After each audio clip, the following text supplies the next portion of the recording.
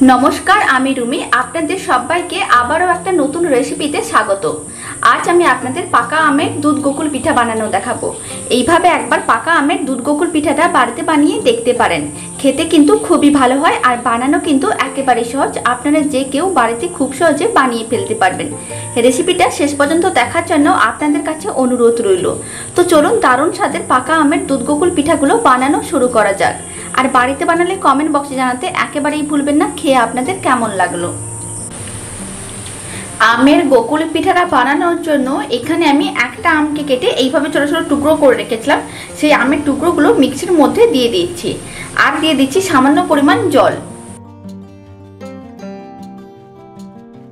এবার খুব ভালো করে পেস্ট করে নিতে হবে। আমগুলোকে খুব ভালো করে পেস্ট করে নিয়েছি আর ম্যাঙ্গো পাল্পটা কিন্তু রেডি হয়ে গেছে। এখন এক সাইডে রেখে দিচ্ছি। এখন একটি কড়াইকে গ্যাসের উপর বসিয়ে দিয়েছি। কড়াইয়ের মধ্যে দিয়ে দিচ্ছি মেজারিং কাপের হাফ কাপ নারকেল কোড়া।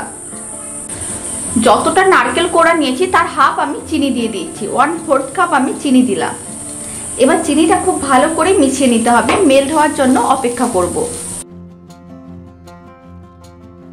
আর এই সময় কিছুটা পরিমাণ আমের পাল্পও দিয়ে দিচ্ছি।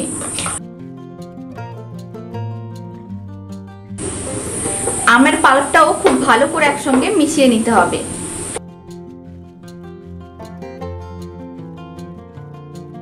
আমের পাল্পটা খুব ভালো করে মিশিয়ে নিয়েছি। এখন মিশ্রণটির মধ্যে দিয়ে দিচ্ছি 3 চামচ গুঁড়ো দুধ। গুঁড়ো দুধটাও খুব ভালো করে মিশিয়ে নিতে হবে। এতে গোকুল পিঠাগুলো খেতে কিন্তু বেশ ভালো লাগবে। গুঁড়ো দুধটাও খুব ভালো করে মিশিয়ে নিয়েছি। এখন কন্টিনিউ নাড়াচাড়া করে মিশ্রণটাকে ঘন করে নিতে হবে।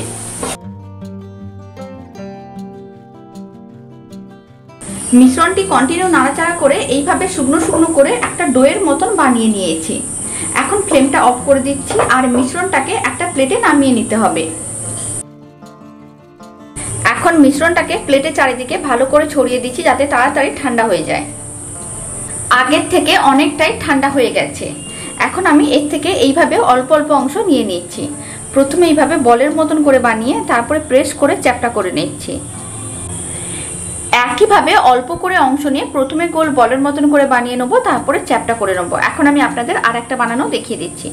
আবারও অল্প অংশ হাতে নিয়ে নিলাম, তারপরে এইভাবে গোল বলের মতন করে বানিয়ে প্রেস করে চ্যাপ্টা করে নিচ্ছি।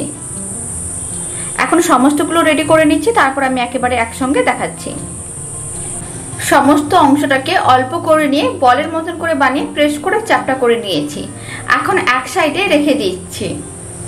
এখন একটা বাটি নিয়ে নিয়েছি। বাটির মধ্যে দিয়ে দিচ্ছি 4 চামচ ময়দা।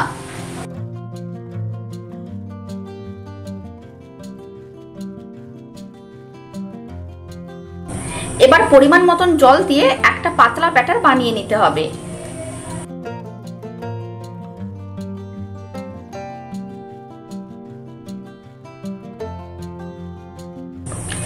পরিমাণ মতন জল দিয়ে একটা পাতলা ব্যাটার বানিয়ে নিয়েছি। এখন এর মধ্যে দিয়ে দিচ্ছি 1 চামচের 4 ভাগের 1 ভাগ লবণ।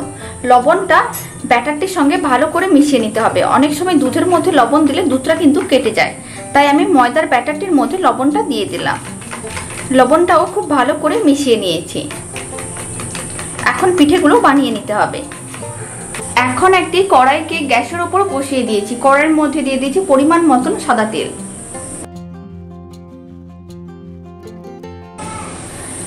এখন সাদা তেলটা খুব ভালো করে গরম করে নিতে হবে।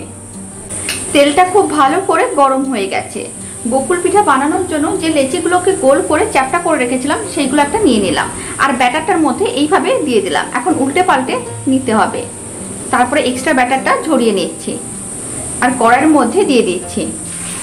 একইভাবে সমস্ত গোকুল পিঠাগুলো আমি কড়াইয়ের মধ্যে দিয়ে দিচ্ছি। আবারও একটা আমি আপনাদের দেখিয়ে দিচ্ছি। ব্যাটারটির মধ্যে প্রথমে উল্টে পাল্টে নিতে হবে, তারপরে এক্সট্রা ব্যাটারটা ঝরিয়ে কড়াইয়ের মধ্যে দিয়ে দিচ্ছি।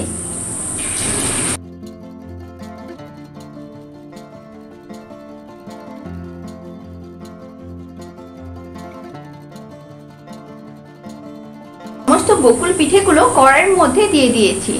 এখন উল্টে পাল্টে হালকা লাল করে ভেজে নিতে হবে।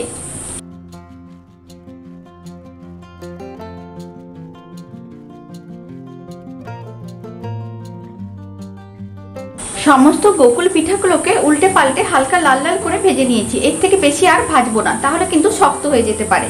এখন তুলে নিচ্ছি।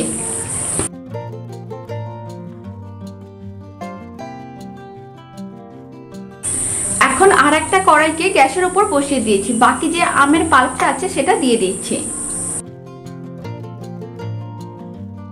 এবার আমের পাল্পের মধ্যে দিয়ে দিচ্ছি 4 চামচ চিনি। চিনিগুলোকে খুব ভালো করে মিশিয়ে নিচ্ছি আর মেল্ট হওয়ার জন্য অপেক্ষা করব। চিনিগুলো মেল্ট হয়ে গেছে। এখন আমের মিশ্রণটাকে 1 মিনিট এইভাবে রান্না করে নেব। এইভাবে যদি একটু রান্না করে নেওয়া যায়, তারপরে যদি দুধ দেওয়া যায়, দুধটা কিন্তু আর কেটে যাবে না, আর খেতেও কিন্তু বেশ ভালো লাগবে। 1 মিনিট রান্না করে নিয়েছি। এখন আমি এর মধ্যে দিয়ে দিচ্ছি মেজারিং কাপের 1 কাপ দুধ,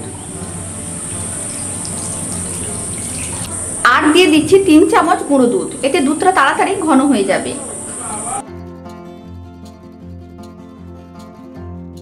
এখন গুঁড়ো দুধ ও দুধটা খুব ভালো করে একসঙ্গে মিশিয়ে নিতে হবে।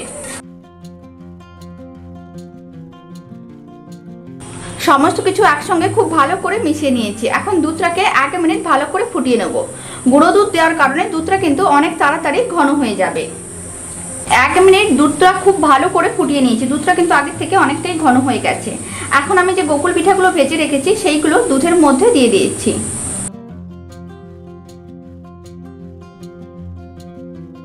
এবার পিঠেগুলোকেও উল্টে পাল্টে 5 মিনিট মিডিয়াম ফ্লেমে রান্না করে নিতে হবে, যাতে পিঠেগুলো বেশ নরম হয়ে যায়। এইভাবে একবার আমের দুধ গোকুল পিঠাগুলো বাড়িতে বানিয়ে দেখতে পারেন। খেতে কিন্তু ভীষণ ভালো হয়। আশা করি আপনাদের খুবই ভালো লাগবে। 5 মিনিট হয়ে গেছে। এখন ফ্লেমটা আমি অফ করে দিচ্ছি। আর আমের দুধ গোকুল পিঠাগুলো কিন্তু একেবারেই রেডি হয়ে গেছে। এখন আমি একটা প্লেটে সার্ভ করে নিচ্ছি। আর পিঠেগুলো কিন্তু বেশ নরম তুলতুলে হয়ে গেছে। আমের দুধ গোকুল পিঠাগুলোকে এখন একটা প্লেটে সার্ভ করে নিয়েছি। রেসিপিটা শেষ পর্যন্ত দেখার জন্য আপনাদের অসংখ্য ধন্যবাদ। ভালো লাগলে চ্যানেলটি সাবস্ক্রাইব করে নেওয়ার অনুরোধ রইল। পাশে থাকা বেল আইকনটি প্রেস করে নেবেন। আমি যখন নতুন কোনো রেসিপি আপলোড করব আপনাদের কাছে সবার প্রথমে পৌঁছে যাবে। আর বাড়িতে বানালে কমেন্ট বক্সে জানাতে একেবারেই ভুলবেন না খেয়ে আপনাদের কেমন লাগলো। তো চলুন ভিডিওটা আমি এখানেই শেষ করছি। আপনারা সবাই ভালো থাকবেন, সুস্থ থাকবেন। আপনাদের সঙ্গে আবার নতুন রেসিপি নিয়ে দেখা হচ্ছে।